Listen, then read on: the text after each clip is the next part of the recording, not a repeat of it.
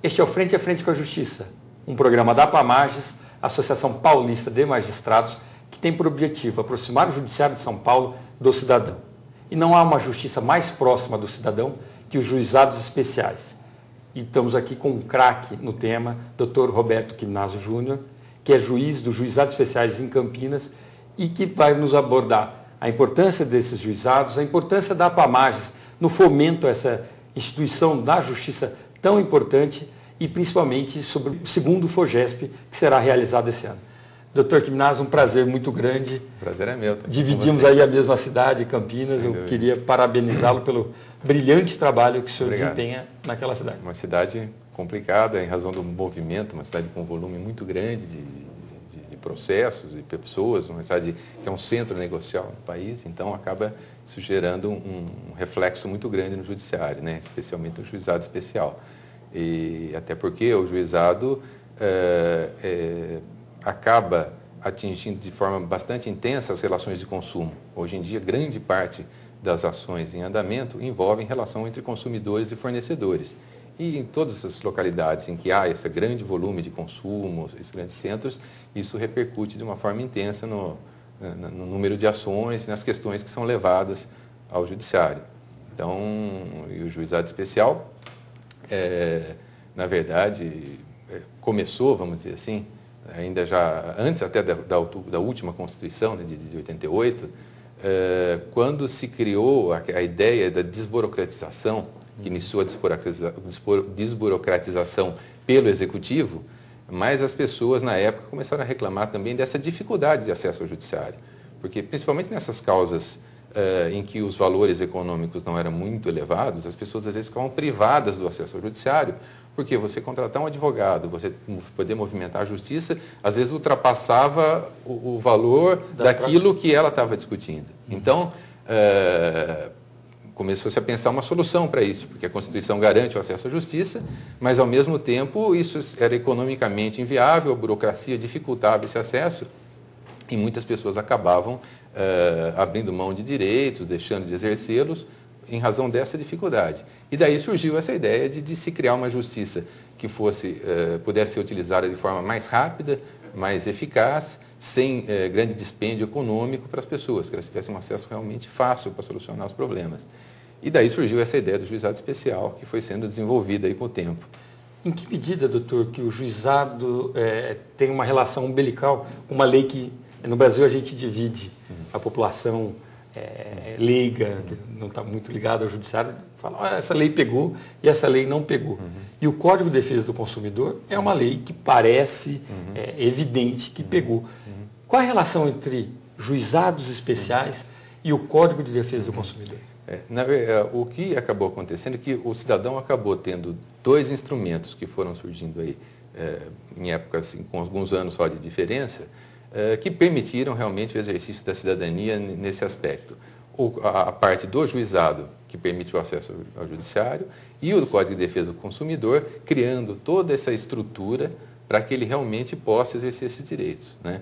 Algumas soluções do Código do Consumidor, invertendo o ônus da prova, exigindo uma série de condutas dos fornecedores, de fazer uma informação adequada para o consumidor, que antes era uma ideia que era muito, às vezes até eventualmente usada, mas de uma forma incipiente ainda. Quer dizer, isso se desenvolveu muito e hoje você chega, o fornecedor tem uma obrigação de informar adequadamente, não é só vender um bom produto, de dar garantia. O consumidor tem que saber o que está comprando, tem que saber as características do bem.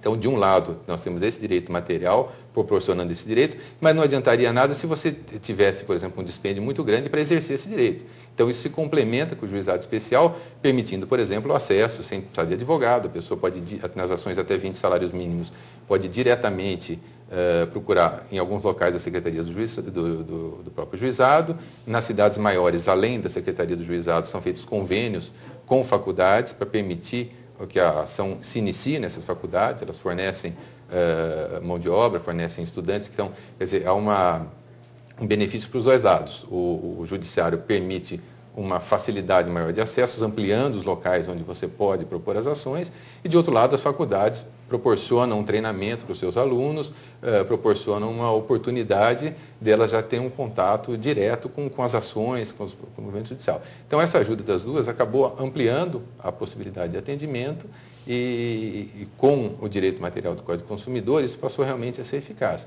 Inclusive, isso acaba gerando um reflexo, porque nós notamos que muitos fornecedores mudaram suas condutas em razão das séries de condenações que vão tendo na justiça. Então, questões que eles não davam muita bola para o consumidor, não, o sujeito não vai reclamar isso é muito pequeno, tal, não. Agora com o juizado do Código do Consumidor vale a pena, dá para reclamar. Então, as pessoas vão reclamando e eles vão mudando a conduta, vão aperfeiçoando os seus serviços para evitar as condenações.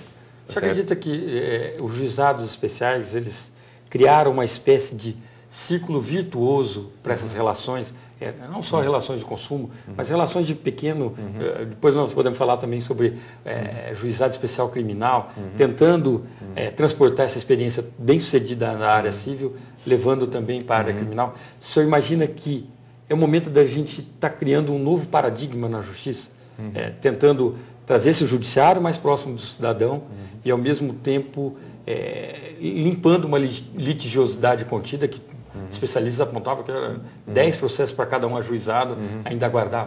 Havia uma frustração muito grande, que se passou a chamar de litigiosidade contida, que é a impossibilidade de exercer o direito, a impossibilidade de acesso ao judiciário, que acabou sendo permitida com o juizado. Nós mencionamos aqui a questão do consumidor, mas, na verdade, havia muitas outras situações. Você imagina antes um acidente de trânsito, por exemplo. Você tinha lá uma colisão de veículos, você sofria um dano lá, vamos dizer, de R$1.000, R$1.000 e poucos.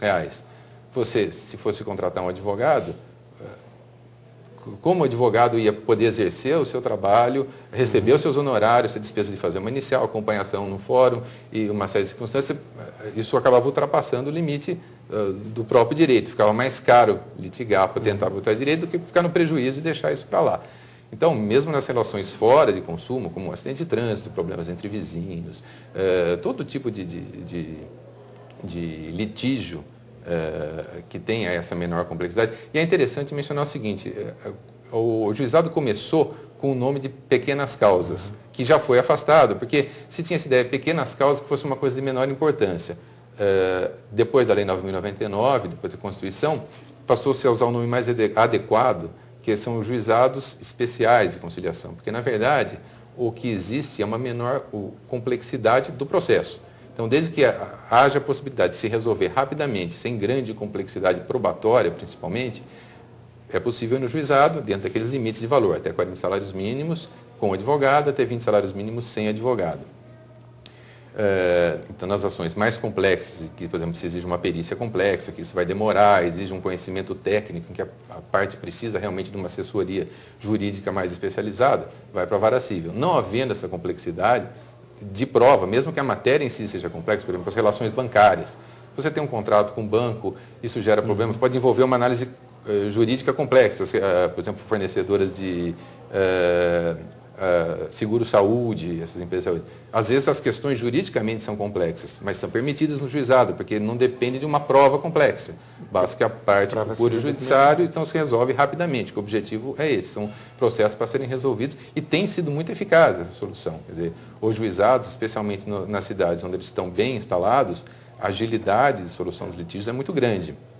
O tempo de recurso é muito menor, o custo é menor. Então, você acaba tendo uma justiça muito enxuta, muito ágil, né? Não só na relação de consumo, como todas as outras, que consigam se enquadrar nessas situações. Tá certo. Doutor Quiminasa, eu vou pedir sua licença. Nós vamos para um rápido intervalo e já voltamos.